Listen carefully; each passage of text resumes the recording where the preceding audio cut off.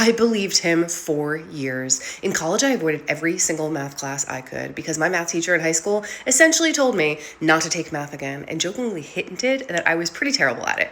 So that stayed with me, that belief, that limiting belief, unknowingly for decades. Then college, calculus was required, and I literally panicked. I got a tutor that was free at the school, and I couldn't believe it. I got a B. That B, for me, cracked something open in myself that if I could do that, what else could I accomplish? It was pretty insane. So I made a decision, finish my 2-year degree in a year and a half. I applied to Rutgers, even though my grades were average, if not poor.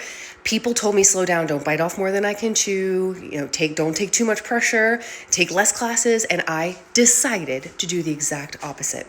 I remember that envelope coming in the mail. So I had written a letter to the school, to University of Rutgers, and I was so sure it was a rejection, and there was that fixed mindset showing up again. But what happened? I got in. Like, what? And after that, I decided to treat school like it was a full-time job. I was up early. I dressed like I was going to a job interview every single day. I stacked classes, evenings, summers.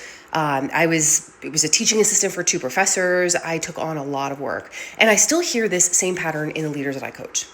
It sounds like I'm just a direct person and I know I can sometimes steamroll people, or I'm just not a details person when there's a mistake that happens, or that's just my personality.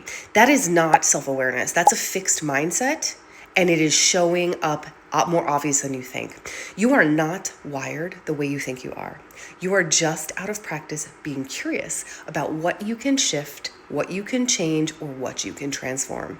So I want you to ask you this question. Where do you catch yourself using the excuse and saying, that's just how I am, that's just how I'm wired, instead of asking, what could you change?